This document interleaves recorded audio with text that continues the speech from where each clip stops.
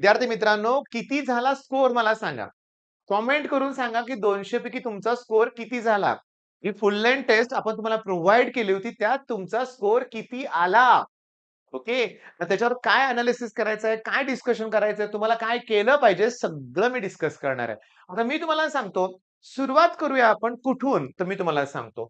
सुरुवात 0 पासून. हो, सर टेस्ट ऑटो सबमिट झाली. फोन आला. टेस्ट सबमिट झाली. मला काहीच करता आलं नाही. चला ठीक आहे, मान्य करतोय, मान्य. पण आम्ही सेकंड अटेम्प्ट दिला. पण सेकंड अटेम्प्ट कन्सिडर होत नाहीये. आमचा पहिला स्कोर दाखवतोय. काही हरकत नाही. मग 0 ते 40 ओके, ज्यांचा स्कोर आहे, अशी आहेत मुलं, आहेत. यांनी ना आता डोळे उघडायची गरज आहे, लक्षात घ्या. ओके. तुमचा 10-20 स्कोर होतोय, पण नाही चालणार हे. मग काय केलं पाहिजे, की झालेली टेस्ट पुन्हा एकदा एनालिसिस करा तुम्ही. होय. त्यात एक 60-70 मार्काचे प्रश्न तुम्हाला सापडतायत का बघा. मेनली एवढा कमी स्कोर असेल, तर त्या मुलानं केमिस्ट्रीकडे जास्त फोकस केला पाहिजे, की एवढा स्कोर तो एकट्या केमिस्ट्रीमध्ये अचीव्ह करू शकतो. पुन्हा तेच वायवा सीरीज फॉलो करणं हा एकमेव ऑप्शन आहे. लाईन टू लाईन क्वेश्चन करणं, न्यूमेरिकल्स राहू दे, पण इनऑर्गॅनिक आहे, अप्लाइड केमिस्ट्री आहे, पाठांतराचे पॉइंट आहेत, करावे लागतील बाळांनो. पण त्याचबरोबर या मुलांनी मॅट्रिक्स सारखा मॅथ्स मधला टॉपिक करणं गरजेचं आहे. इंटिग्रेशनचे शॉर्टकट सिरीज आपली फॉलो करणं गरजेचं आहे. Okay, done. आता 40 टू 60 मार्क असणाऱ्या मुलांचं एक सेक्शन तयार करतोय रे बरं का मी मुलांचा. ठीक आहे. या मुलांना एक माझं स्पष्टपणे म्हणणं आहे. बरं हे सगळा स्कोर ना विदाऊट गेस आहे बरं का. विदाऊट गेस आहे. मी असं कन्सिडर करतोय, गेस केलेलं नाहीये. मग ज्यांचा स्कोर 40 ते 60 मध्ये आहे ना, यांचं पर्सेंटाइल पण तेवढंच असणार आहे. मग फार घातक आहे. फार घातक आहे. जस्ट एक्झाम्पल देतो मी, की 67 मार्क असणाऱ्याला 63 पर्सेंटाइल होते गेल्या वर्षी आणि 77 मार्क असणाऱ्याला 90 पर्सेंटाइल. माझ्याच क्लासमध्ये 3 मुलांना 77 7 वेगवेगळ्या शिफ्टमध्ये होते आणि 89.9, 89.8, 90 असे क्लोज टू 90 पर्सेंटाइल होते. 10 मार्काचा फरक. 30 पर्सेंटाइलचा डिफरन्स. एक्स्ट्राऑर्डिनरी डिफरन्स आहे. त्यामुळे तुम्ही डेंजर झोन मध्ये आहेत, लक्षात घ्या. मी इथं DZ लिहितोय, डेंजर झोन. तुम्हाला इथं भयंकर इम्प्रुव्हमेंट करावी लागणार आहे. तुम्हाला मॅथ्स वर एक्स्ट्रा फोकस वाढवावा लागेल ह्या एक्स्ट्रा 10 मार्कासाठी. पण आता तर पहिली फुल टेस्ट दिली ना तुम्ही. अजून वेळ आहे ना. अरे नाही ना वेळ. ही निवांतपणाच आपल्याला घातक ठरतोय. वेळ बिलकुल नाही आहे, हे लक्षात घ्या. बर. काही मुलांचा स्कोर ना, बऱ्याचशा मुलांचा स्कोर, एक काम करतोय मी. मी काय म्हणतोय बघा, लक्ष द्या. मी 60 टू 90 करतोय. Okay, 60 to 90. हे टॉपर्स आहेत बरं का रे बाळांनो. हे टॉपर्स आहेत. मी माझ्या एका स्टुडंटचा ऑफलाईन स्टुडंटचा स्कोर सांगतो. 85 आहे आणि 10वीला 98 पर्सेंटेज आहेत. ओके. मी कोणाचं नाव नाही घेतलं, लक्षात घ्या. पण मी तुम्हाला सांगतो 10वीला 98 आणि आता 85 स्कोर. डोळे उघडले. काय चूक झाली या टॉपर्सची? आम्हाला 11 स्टँडर्डचं काही आठवत नाहीये. मग या टॉपरसाठी माझी सूचना आहे, नेक्स्ट फुल लेंथ टेस्टची वाट बघा. तिथे तुमचा स्कोर गेलाच पाहिजे 100 प्लस. बर. आता 100 टू 120 पर्यंतचा स्कोर असणाऱ्या मुलांसाठी सांगतो. तुमचं तुम्ही सॅच्युरेशन पर्यंत पोहोचलाय का बघा. म्हणजे काय, की कुठल्याही एक्झामची सुरुवात शून्यातून होते.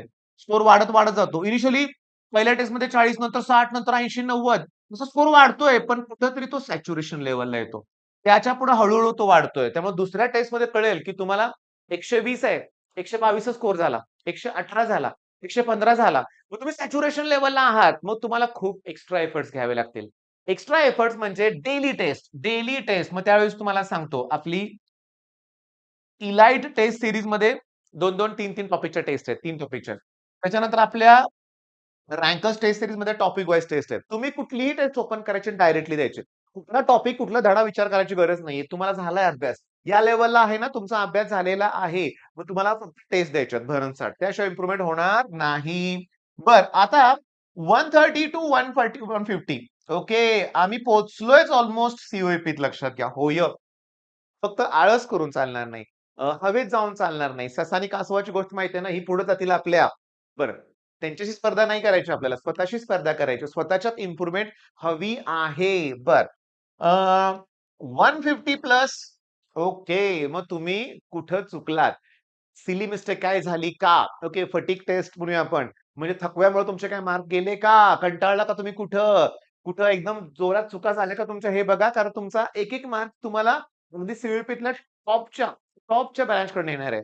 आता लास्ट इयर माझ्याकडे एक स्टुडंट होती बरं का, की प्रत्येक टेस्टला तिला 180 प्लस मिळायचे मार्क बरं का. हो 180, 170, 180 ओके. आणि सीईटी सुद्धा तिला 178 का 179 समथिंग मार्क मिळाले.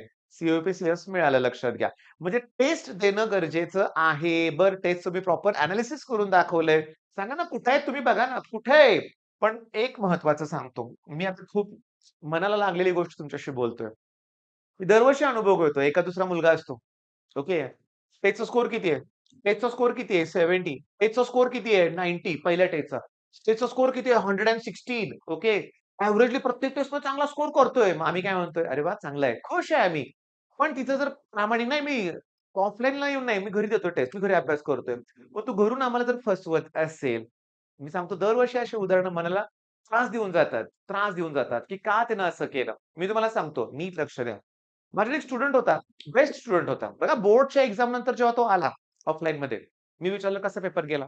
तो म्हणाला, "सर फक्त मी 4 मार्काचा अटेम्प्ट केलाय." बघा, त्याने मला खरं ते सांगितलं, की फिजिक्स 4 मार्काचा फक्त अटेम्प्ट केलाय आणि 4 एम-सी-क्यू बरोबर आलेत. 4 मार्काचा पेपर अटेम्प्ट केलाय 8 मार्क. तर मी पास होईन का? तर मी त्याला म्हटलं, "पास तर आपण होणार आहे." पण मी काय केलं, की केमिस्ट्री आणि मॅथ्सला त्याला 24 तास क्लासमध्ये बसवून ठेवला. मग केमिस्ट्रीमध्ये 60च्या प्लस पडले आणि मॅथ्समध्ये 80च्या आसपास मार्क पडले. ग्रुप तर क्लिअर झाला आणि कॉन्फिडन्स पण आला. मग त्या कॉन्फिडन्समुळे सीईटी जमलं. मग त्या उलट अशी पण उदाहरणं बघितलेत, की टॉपर आहेत. पण ते खरं बोलताच येत नाही. पेपर कसा गेला? "सर छान गेला पेपर. तुम्ही घेतलेले प्रश्न आले." पेपर लिहिलाच नाही. आतून खचला होता, आतून. अवघड गेला फिजिक्स आता कसं होणार? फिजिक्स अवघड, केमिस्ट्री अवघड, मॅथ्स अवघड. मी तर असेही काही स्टुडंट मुलींमध्ये बघितलेत. "नाही मी सगळं लिहिलं पेपर कॉन्फिडेंटली. नाही मी सगळा पेपर लिहिलाय. त्याला मार्क का पडले नाहीत? नाही मी सगळं लिहिलंय." मागवा फोटोकॉपी. फोटोकॉपी मागली दूध का दूध, पाणी का पाणी. काही लिहिलंच नाही.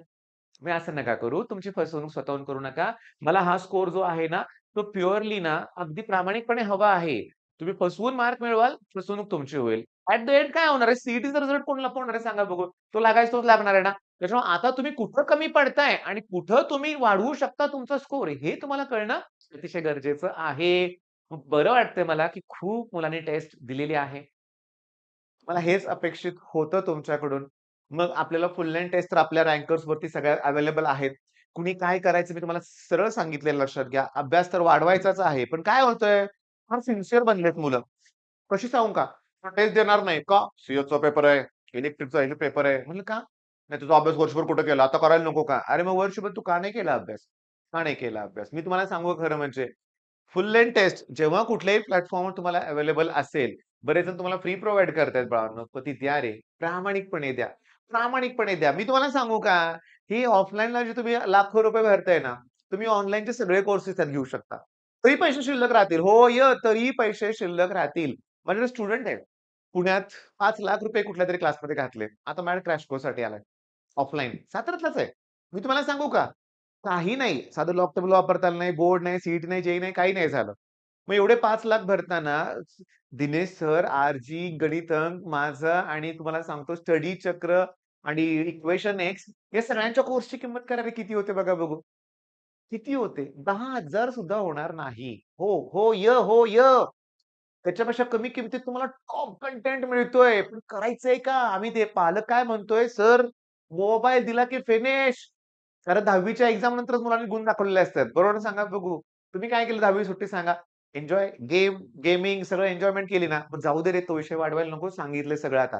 सांगितलेलं आहे. करा व्यवस्थित अभ्यास. नेक्स्ट तुम्ही इथला स्टुडंट इथं आला पाहिजे, इथला इथं आला पाहिजे, इथला इथं आला पाहिजे, पुढे गेले पाहिजेत.